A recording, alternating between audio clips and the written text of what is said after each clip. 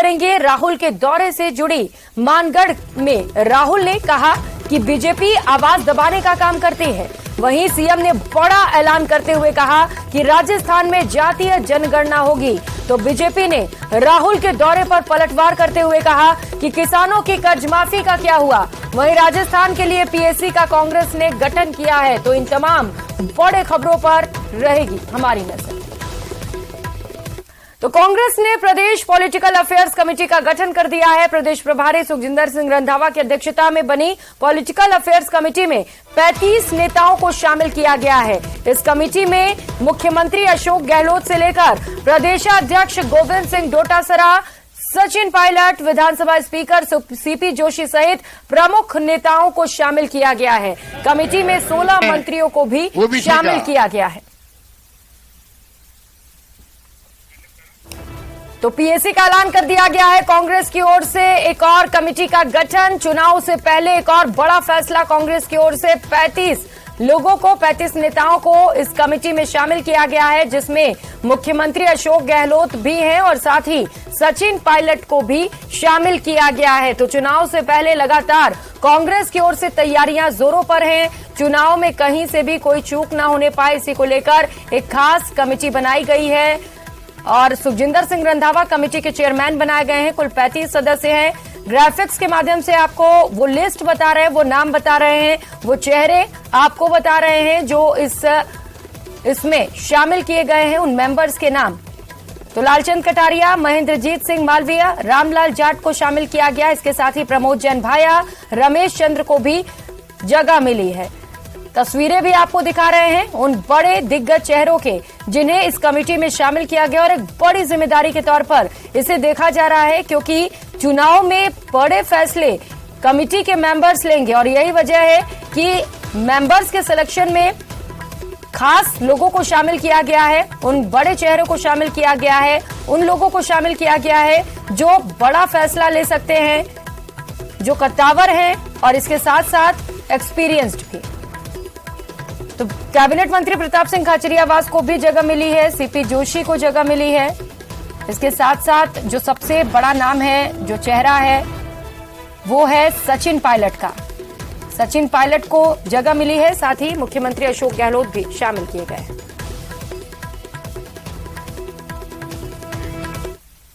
खबरों में आगे बढ़ेंगे और बड़ी खबर और अच्छी खबर का रुख कर लेते हैं। राजस्थान की 40 लाख महिलाओं का इंतजार खत्म होने वाला है। कल मुख्यमंत्री अशोक गहलोत महिलाओं को फ्री मोबाइल का वितरण करेंगे, जिसकी तैयारियां पूरी भी कर ली गई हैं। राजधानी जयपुर के साथ ही प्रदेश भर के ब्लॉक मुख्यालय पर शिविर आयोजित किए जाएंगे। इसे लेकर कई स्थानों पर मॉक शिविर का भी आयोजन हो रहा है, जहां पर रजिस्ट्रेशन के साथ ही वितरण की प्रक्रिया भी पूरी की जाएगी। साथ ही 10 अगस्त को होने वाले मुख्य कार्यक्रम में लड़कियों को दिए जाने वाले मोबाइल फोन के लिए रजिस्ट्रेशन भी किए जा रहे हैं। पहले चरण में 40 लाख महिलाओं को मोबाइल फोन वितरित किए जाएंगे। तो महिलाओं को एक बड़ी सौगात मुख्यमंत्री अशोक गहलोत की ओर से मिलने वाली है। 40 लाख महिलाओं को मुफ्त मोबाइल की सौगात मिलेगी। कल से पहले चरण की शुरुआत होगी। मुख्यमंत्री अशोक गहलोत महिलाओं को कल से ये बड़ी सौगात देंगे। तो फ्री मोबाइल की पहली झलक भी आपको दिखा रहे हैं टीवी स्क्रीन पर।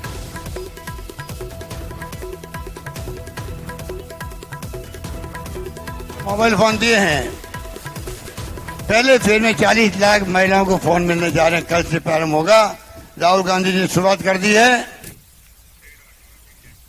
और आरपीएल टी20 के लिए खिलाड़ियों की कल से नीलामी शुरू हो जाएगी। राजस्थान प्रीमियर लीग टी20 के लिए खिलाड़ियों की नीलामी की जाएगी। इस वक्त ये बड़ी खबर आपको बता रहे हैं। आरपीएल टी20 से जुड़ी कल से नीलामी की प्रक्रिया की शुरुआत होगी। कल से खिलाड़ियों की नीलामी की जाएगी। कल खिलाड़ियों की नीलामी का आयोजन होगा। आरपीएल की नीलामी में सभी 6 टीमों के फ्रेंचाइजी ऑनर भी मौजूद रहेंगे। तो Jaipur Indian, Udaipur lake city warrior, Jaabaz Kota challenger, Jodhpur sunrisers, Shekhawati soldier Sikar, Bhilwara bulls टीमों के लिए खिलाड़ियों की नीलामी होगी।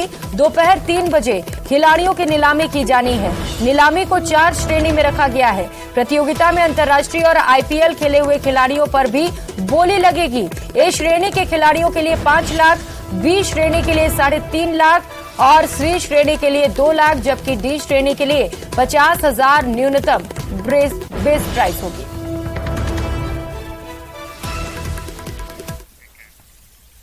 खबरों में आगे बढ़ेंगे। विश्व आदि दिवस के मौके पर राहुल गांधी बांसवाड़ा के दौरे पर रहे, जहां से उन्होंने कांग्रेस की चुनावी शंखनाद का आगाज किया।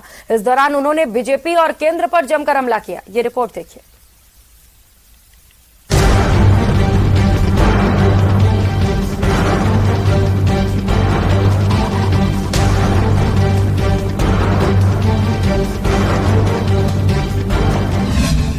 राजस्थान के रण में राहुल की हुंकार। बीजेपी चाहती है कि आप जंगल में रहो, वो आप पे वनवासी का ठप्पा डालना चाहते हैं।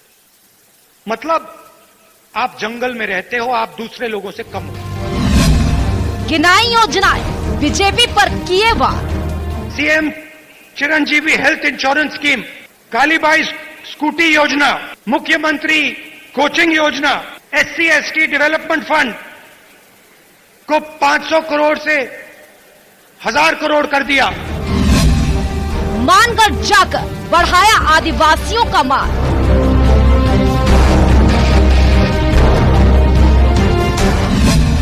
तेईस के संग्राम में राहुल का मिशन राजस्थान।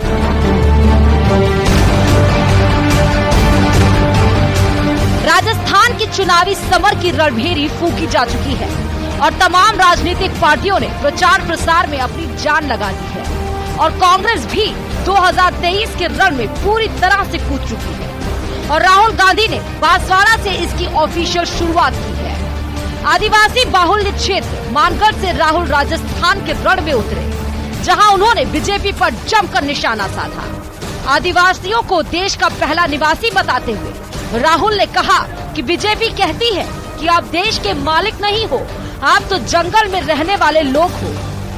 ये हिंदुस्तान के पहले निवासी हैं। बीजेपी चाहती है, आरएसएस चाहती है कि आप जंगल में रहो, वो आप पे वनवासी का ठप्पा डालना चाहते हैं। मतलब आप जंगल में रहते हो, आप दूसरे लोगों से कम हो। हम इस बात को मानने के लिए तैयार नहीं है। हम इस बात को कभी नहीं मान सकते। आप इस देश के मालिक हो, ये जमीन आपकी जमीन है और इस देश में आपको हक मिलना चाहिए। राहुल ने मंच से गहलोत सरकार की योजनाएं भी गिनाई और गहलोत सरकार की चिरंजीवी योजना को सबसे बेहतर हेल्थ स्कीम बताया। राहुल ने कहा कि हम गरीबों के लिए सरकार चलाते हैं और आदिवासियों के लिए सरकार चलाते हैं। CM Chiranjeevi health insurance scheme देश का सबसे बेहतर हेल्थ इंश्योरेंस स्कीम है। कालीबाई स्कूटी योजना, मुफ्त में महिलाओं को स्कूटर। मुख्यमंत्री कोचिंग योजना, फ्री एंट्रेंस एग्जाम में कोचिंग मुफ्त में। SC/ST डेवलपमेंट फंड को 500 करोड़ से 1000 करोड़ कर दिया। तो हम गरीबों की सरकार चलाते हैं, आदिवासियों की सरकार चलाते हैं। तो वहीं राहुल गांधी के दौरे को लेकर बीजेपी ने जमकर हमला बोला। बीजेपी नेता अरुण चतुर्वेदी ने प्रेस कॉन्फ्रेंस कर कहा कि राजस्थान चुनाव के समय राहुल ने कुछ वादे किए थे। बीजेपी ने भी राहुल से कुछ सवाल किए थे। किसानों की कर्ज माफी का क्या हुआ? 19,000 किसानों की जमीन कुर्क हुई। युवाओं को रोजगार देने का वादा किया था, कहां गया?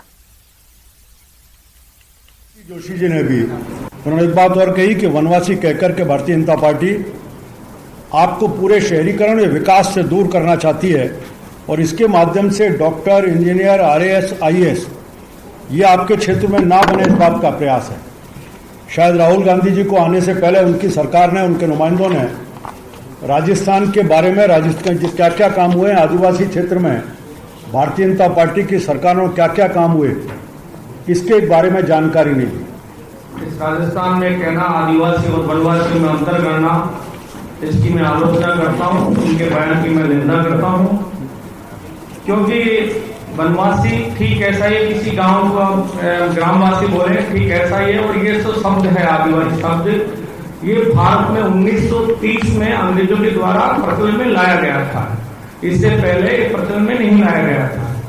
और जब ईसाई मिशनरियों ने यह काम करना प्रारंभ किया तो संघ ने जो हमारे आदि वनवासी लोग थे, जनजाति के जो लोग थे, उनको सम्मान देने के लिए, उनको सनातन संस्कृति में जोड़ने के लिए वनवासी शब्द का प्रयोग किया। रुक कर लेते हैं बड़ी खबर का। सीकर से बड़ी खबर सामने आ रही है। दादिया इलाके में शराब ठेके पर फायरिंग की सूचना मिल रही है। रिटायर्ड फौजी ने लाइसेंसी पिस्टल से गोली चलाई। ठेके पर कहासुनी के बाद गोली चलाई गई। हालांकि किसी के हताहत होने की सूचना नहीं है। पुलिस मौके पर मौजूद है। तो दादिया इलाके से बड़ी खबर आपको बता रहे हैं। शराब ठेके पर कहासुनी और इसके बाद फायरिंग हुई है। तो रिटायर्ड फौजी ने अपनी ही लाइसेंसी पिस्टल से गोली चलाई है। हालांकि फिलहाल सूचना यही है कि गोली किसी को नहीं लगी है, लेकिन पुलिस अब मौके पर पहुंच चुकी है और पूरे मामले को लेकर तफ्तीश की जा रही है। शराब ठेके पर कुछ लोगों के बीच कहासुनी और इसके बाद रिटायर्ड फौजी ने गोलियां चला दी। रुक लेते एक और बड़ी खबर का। नागौर से बड़ी खबर है। डेह गांव में डूबने से 2 बच्चों की मौत हो गई है। पानी की डिग्गी में डूबने से 2 बच्चों की मौत हुई। 14 साल के सागर, 17 साल की प्रेमा राम की मौत हो गई है। सुरपालिया थाना पुलिस मौके पर पहुंच चुकी है। दोनों बच्चों के शवों को बाहर निकाला गया है। पोस्टमार्टम के बाद शव परिजनों को सौंपा गया।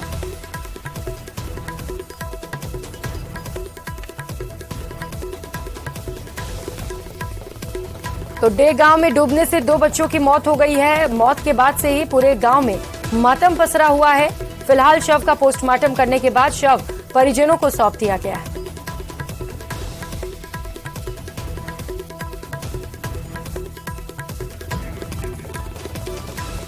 तो वहीं जयपुर विकास प्राधिकरण के गठन के बाद कैडर स्ट्रेंथ रिव्यू नहीं होने से कर्मचारियों में असंतोष बढ़ता चला जा रहा है।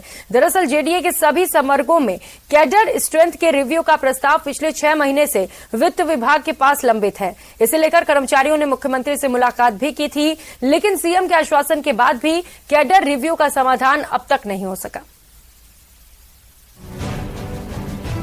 जयपुर को चमकाने का जिम्मा जिसके पास है वो महकमा कर्मचारियों की कमी से जूझ रहा है। दरअसल जेडीए में ज्यादातर पद या तो खाली है या फिर उन पर संविदा पर कर्मचारी काम कर रहे हैं। जेडीए में वर्तमान में 1961 पद सृजित हैं, जबकि नए प्रस्ताव में 2306 पदों की स्वीकृति के लिए नगरीय विकास विभाग को भेजा गया था। नगरीय विकास मंत्री शांति धारीवाल ने प्रस्ताव का अध्ययन कर उसे मंजूरी दे दी है, जिसके बाद अंतिम मंजूरी के लिए प्रस्ताव वित्त विभाग को भेजा गया है। लेकिन 6 महीने बीतने के बावजूद प्रस्ताव को मंजूरी नहीं दी गई है। साथ ही कैडर रिव्यू की भी मंजूरी नहीं मिलने से कर्मचारियों में गुस्सा है। हमने हमारे कैडर रिव्यू की फाइल को अतिथि को स्वीकृति दिलाने की माननीय मुख्यमंत्री महोदय से निवेदन किया और माननीय मुख्यमंत्री महोदय ने उसी दिन तत्काल अधिकारियों को निर्देश दिए कि 2-3 दिन में इनके आदेश जारी करें। परंतु आज 1 से 1.5 माह बीत जाने के पश्चात भी कैडर रिव्यू के आदेश वित्त विभाग राजस्थान सरकार से जारी नहीं हुए। आपको बता दें कि जेडीए की स्थापना के बाद आज तक जेडीए सर्विस का कैडर रिव्यू नहीं किया गया। वर्तमान में जेडीए सेवा से जुड़े 881 कार्मिक ही बचे हैं, जबकि वर्तमान में 1961 पद सृजित हैं। कैडर रिव्यू नहीं होने के कारण कार्मिकों की पोस्ट के विपरीत काम सौंपा गया है। अगर कैडर रिव्यू के प्रस्ताव को मंजूरी मिलती है तो वर्तमान कार्मिकों को पदोन्नति का तो मौका मिलेगा ही, साथ ही नई भर्ती का रास्ता भी साफ होगा। जेडीए में काफी समय से पेंडिंग चल रहे कामों में भी रफ्तार आएगी। न्यूज़ 18 राजस्थान के लिए रोशन शर्मा की रिपोर्ट। आदिवासी दिवस पर आज सीएम अशोक गहलोत ने मानगढ़ से कई बड़े ऐलान किए। सीएम गहलोत ने कहा कि प्रदेश में जातिगत जनगणना शुरू होगी, तो वहीं ओबीसी आरक्षण 21 से बढ़ाकर 27% करने का भी ऐलान किया। 6% मूल ओबीसी के लिए रिजर्व होगा। सीएम अशोक गहलोत ने ये बड़े ऐलान राहुल गांधी के सामने किए।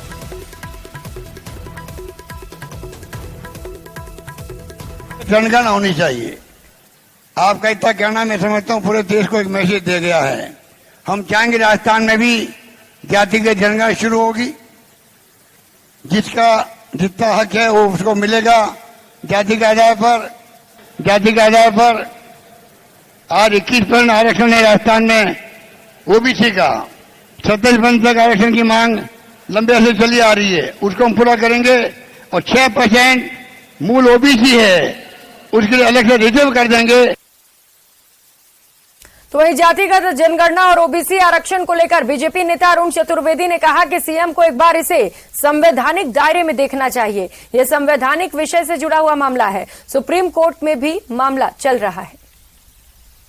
संवैधानिक दायरे में मुख्यमंत्री जी को देखना चाहिए, क्योंकि इसके ऊपर सुप्रीम कोर्ट में कुछ मामले लंबित चल रहे हैं। मेरी जानकारी में जितना है, ये केंद्र सरकार के पर्वों में विषय आते हैं।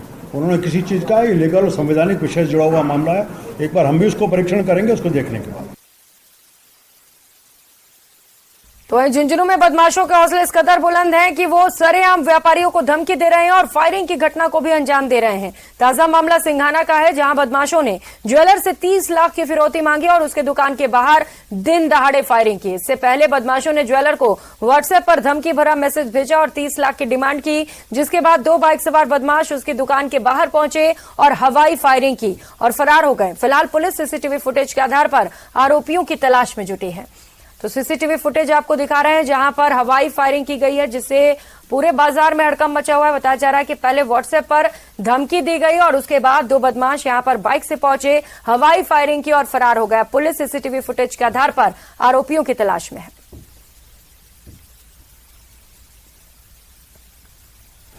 मुझे लगभग सूचना मिली कि महालक्ष्मी ज्वेलर्स जो है उसके मालिक कैलाश सोनी के पास से पहले एक मैसेज आया कि हमारे को 20-25 लाख रुपए दो, नहीं तो ख़त्म कर देंगे। और उसके कुछ टाइम बाद ही दुकान के सामने 2 लड़के बाइक लेकर के आए, जिसमें से बाइक के पीछे बैठा लड़का हवाई फायर किया भय बनाने के लिए, और फिर वो वहाँ से भाग गया। तुरंत सूचना मिलते ही पुलिस मौके पर पहुंची है और उसकी सरगर्मी से तलाश की जा रही है। आरोपियों की पहचान कर तुरंत गिरफ्तार किया जाएगा। तो वहीं दौसा में गैंगरेप की एक हैरान कर देने वाली घटना सामने आई, जहां 3 आरोपियों ने 10 साल की बेटी के सामने ही उसकी मां के साथ रेप किया और छोटी बच्ची ने अपने पिता से घटना बताने की बात कही। तो आरोपियों ने बच्ची को भी मारने की कोशिश की, जिसके बाद पीड़ित महिला के पति ने पुलिस थाने में मामला दर्ज कराया है। मामले में चौंकाने वाला खुलासा ये हुआ है कि घटना की रात के बाद से ही महिला अपने छोटे बेटे के साथ फरार हो गई है। अब पुलिस तमाम जानकारियों के आधार पर मामले की जांच कर रही है।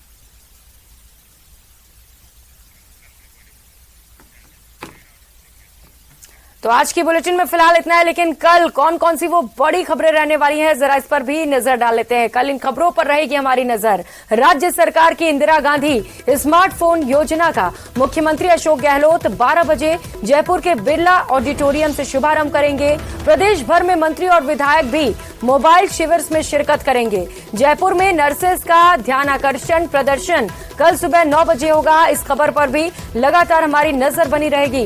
11 सूत्रीय मांगों को लेकर नर्सेस का प्रदर्शन होगा। तो वहीं आरपीएल T20 के लिए खिलाड़ियों की नीलामी कल जयपुर में की जानी है। भरतपुर में बीजेपी कल प्रदर्शन करेगी, उस प्रदर्शन पर भी नजर बनाए रखेंगे। नगर निगम में यह प्रदर्शन किया जाएगा।